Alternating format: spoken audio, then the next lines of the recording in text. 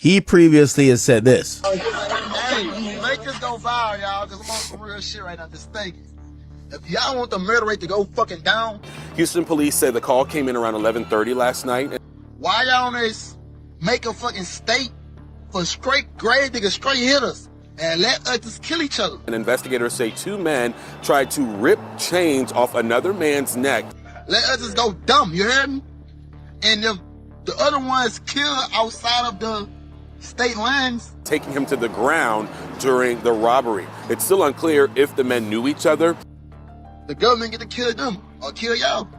Like, if the ones won't bang you, won't bang for us our life. People attacking the victim moments before the victim somehow was able to pull out a gun and started shooting. When Ben 10 was shot and left paralyzed, the reaction around NBA YoungBoy was not polished, controlled, or distant. It was personal. And the first real sign of that pain came through his own family, with B-Way speaking in a way that felt raw enough to show just how heavy this hit. Because Ben 10 was not just somebody from YoungBoy's circle, he was family, someone tied to him long before the fame, and that is what makes this reaction land so hard.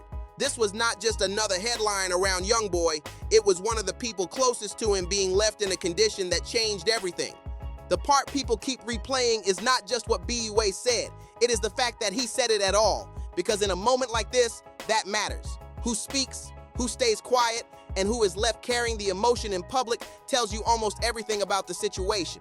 And after NBA Ben 10 was shot inside a Houston restaurant on April 8, 2026.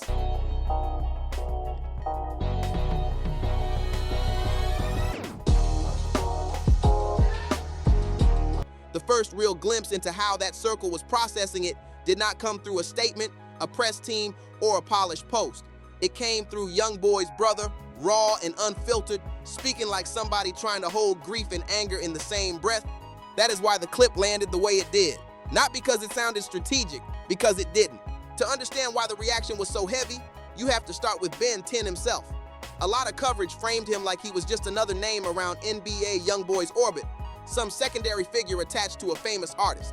That reading misses the point. By the source material here, Ben 10, real name Ben Anthony Fields, was not some late arriving affiliate. He was family, a close cousin, someone who had been around before the fame, before the tours, before the larger machine around YoungBoy became what the public knows now. That distinction changes everything. When somebody from the outside hears affiliate, they think of distance, replaceable, peripheral.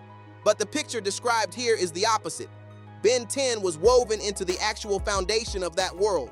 He appeared in content, moved through the creative side of the circle, and stayed visible because he was part of the life itself, not just the business around it.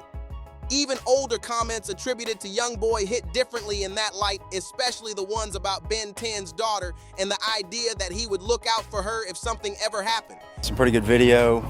We got 2 victims on the scene right now. This is a shooting. We got 2 victims.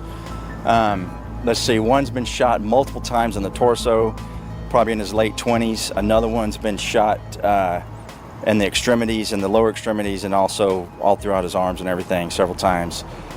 He's probably in his mid-20s. They're both transported to local hospitals right now, and they're both in very critical condition. So that is not casual language. That is family language. The reported 2025 gift of $250,000 only reinforces that same point. This was loyalty at a blood level, not a transactional connection. And Ben 10 was not just living off proximity, he was building something of his own. According to the source, he had grown a major social media following, crossed 1 million followers on Instagram, pushed his slime design clothing brand, made music, and worked in videography and content creation.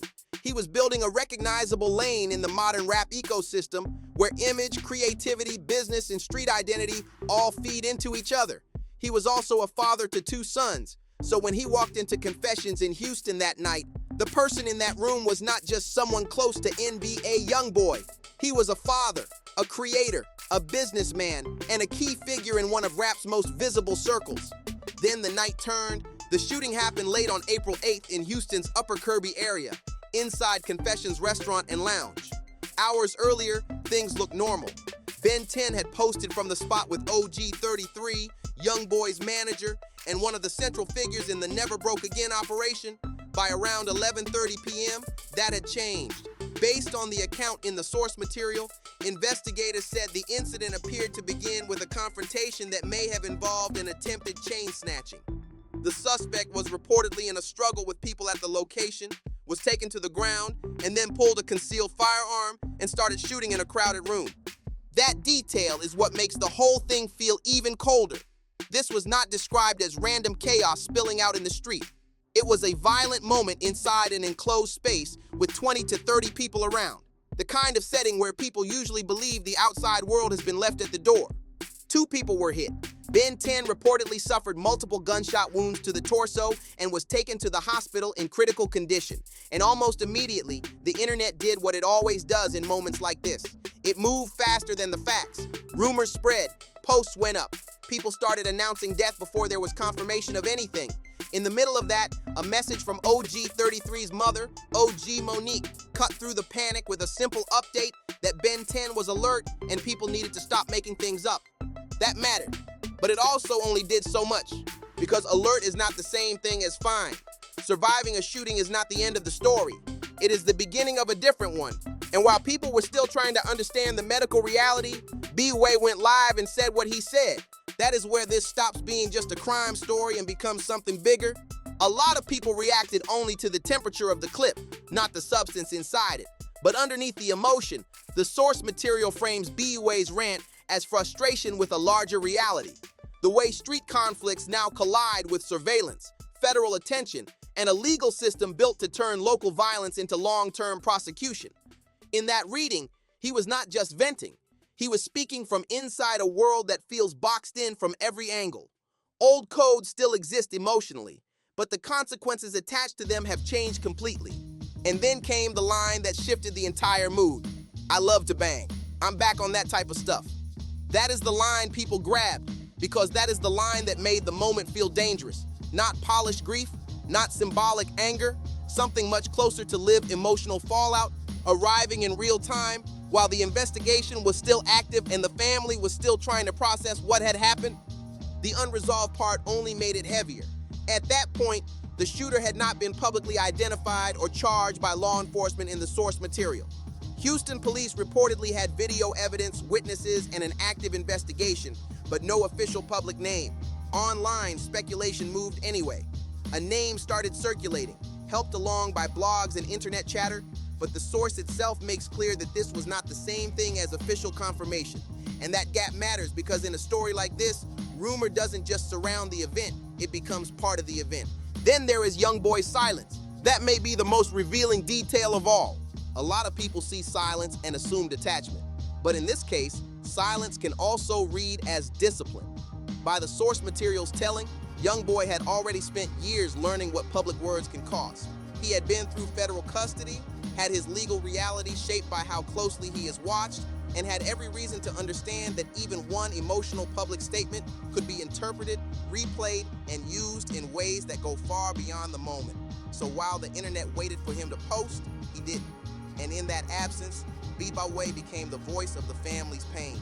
That dynamic feels important. One brother says nothing because he cannot afford to. Another says too much because he cannot hold it in. Put those two things together, and you get a clearer picture of this entire era of hip-hop than most headlines ever managed to provide, because that is the real story underneath all of this. Ben 10 represents a contradiction that defines a lot of rap in 2026. A person can build a brand, build an audience, build business, build visibility, even build distance from the conditions they came from, and still find that the old world has not released its grip. You can be in an upscale restaurant, you can be growing a legitimate platform, you can be operating as a father and entrepreneur, and one violent moment can drag all of that back into the same cycle of fear, retaliation, speculation, and public performance. That is why this moment feels larger than one live stream or one night in Houston. It sits at the crossroads of street loyalty, internet speed, legal scrutiny, and rap culture's habit of processing pain in public. Ben 10 was reportedly still alive, alert, and recovering. That is the most important fact in the story. But survival does not erase the damage around the event. The shooter had not been publicly confirmed in the source material. The investigation was still open. Emotions inside the circle were still raw. And the internet, as usual, was already trying to write the next chapter before the current one had even settled. So the real takeaway is not just that BUA went live and said something explosive, it is that the clip exposed the pressure inside the whole situation. A man fighting for his life, a family trying to stay upright, a famous relative forced into silence, a brother saying the part out loud that probably should have stayed private, and a digital audience watching all of it like both witness and accelerant. That is what makes this story stick. Not the headline, not the rumor cycle, the tension. Because in the end, this is about how quickly grief can become content, how fast pain can become evidence, and how hard it is for people in that world to separate survival from reaction once violence enters the room. What makes this story heavy is not just the shooting, it is everything sitting underneath it. Loyalty, silence, grief, pressure, and the kind of pain that does not stay private once the internet gets hold of it. Ben 10 survived that night, and right now, that is the fact that matters most. But survival does not erase what this moment exposed. It showed how thin the line is between success and chaos, between public image and real-life consequences, between the people who can speak and the ones who have learned they cannot afford to. And that is why this whole situation still feels unfinished. The investigation is still hanging open. The emotions are still raw. The silence is still loud. And everybody watching knows this is bigger than one clip, one post, or one night in Houston. This is what happens when real-life trauma hits a circle that the whole world is already watching. We just have to hope the next chapter is about healing, not escalation. Because too many stories in this lane already end the same way, and everybody involved has more to lose now than ever.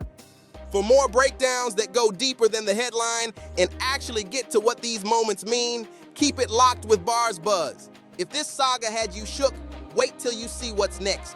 You already know what it is.